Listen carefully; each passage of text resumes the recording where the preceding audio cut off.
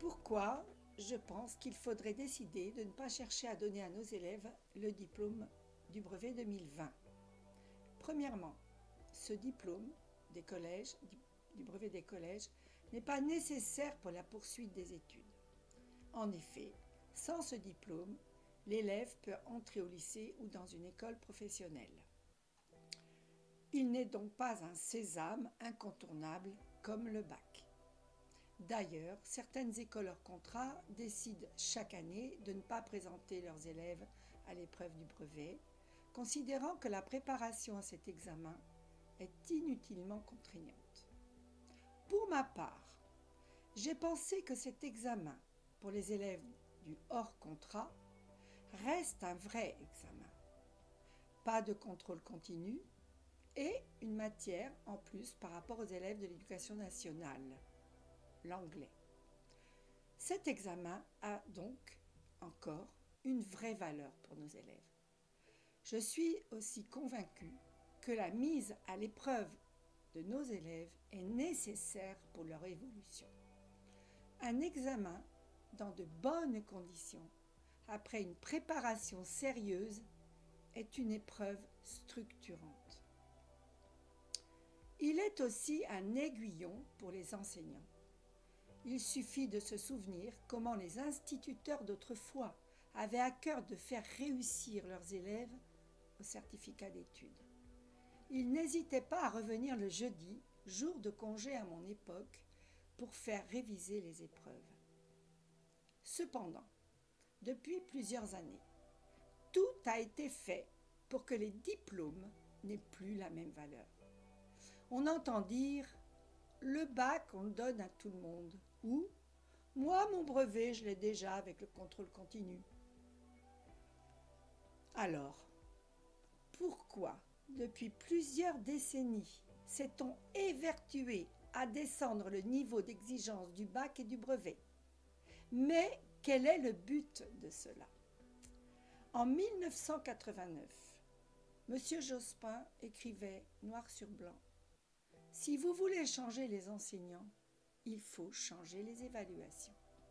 Et alors, en effet, nous avons vu fleurir les fameuses évaluations nationales, faciles et compliquées à la fois, correspondant bien à une pratique de la pédagogie constructiviste.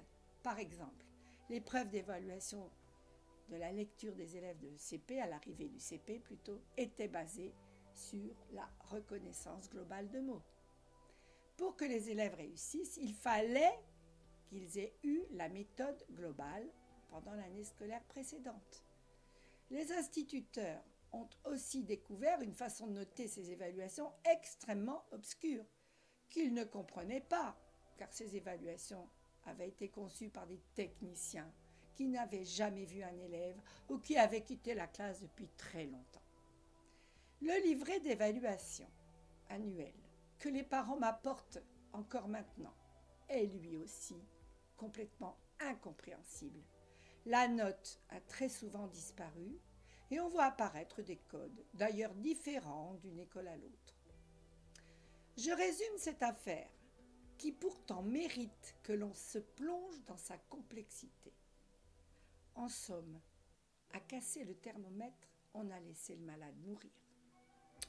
Et nous n'avons plus le moyen de vérifier le niveau des élèves. Cette année, nous avons subi un confinement très long. Nous avons organisé un suivi pédagogique de bonne qualité au collège du Blanc-Minil. Le collège a repris partiellement depuis peu. Cette semaine, nous décidons de reprendre les classes entières. Mais ce n'est pas le cas ailleurs. Depuis mi-mars, nos élèves n'ont pas eu d'épreuves communes nous permettant d'évaluer leur travail. Qu'à cela ne tienne, le ministère nous propose de fabriquer, pour ne pas dire bricoler, un dossier contenant des notes du premier trimestre et d'une partie du deuxième. Puis, il demande aux professeurs d'apprécier de façon valorisante le travail des élèves pendant le confinement.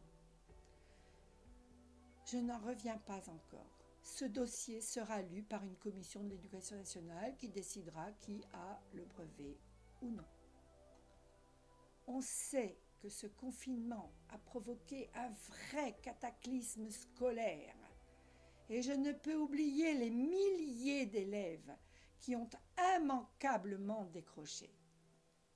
Ce gouvernement a lâché l'école et tous ses élèves, sans aucun état d'âme. Je sors de cette épreuve révoltée. Tout semble absurde. J'ai des dizaines de témoignages de parents qui expliquent que le suivi pédagogique a été laissé à la responsabilité des directeurs d'école, qui n'étant pas supérieurs hiérarchiques des enseignants, n'ont pu imposer une façon de faire ni des contenus à leurs enseignants. J'ai des dizaines de témoignages de parents qui ont essayé de faire l'école à la maison du mieux qu'ils pouvaient et qui en même temps devaient télétravailler. Un enfer pour eux qui n'ont pas la chance d'avoir un jardin ou une maison assez grande. Nous n'avons jamais atteint un tel niveau d'incompétence. Comment pouvez-nous accepter de nous plier à cette administration ?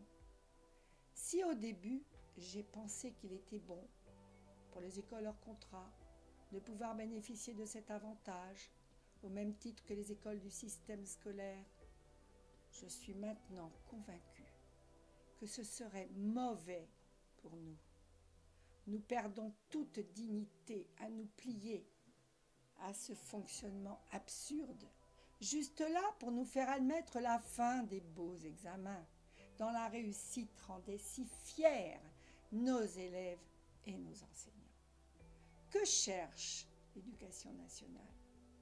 Juste faire oublier les conséquences désastreuses de ce confinement ou profiter de celui-ci pour faire admettre l'hybridation de l'enseignement et la fin des examens au profit d'une formation continue. Dans tous les cas, il ne sera pas possible de faire croire aux collégiens que leur brevet vaut celui de leurs camarades des années précédentes. Et je me dis même que cette épreuve collective est une occasion rêvée de les faire réfléchir aux notions de liberté et de dignité.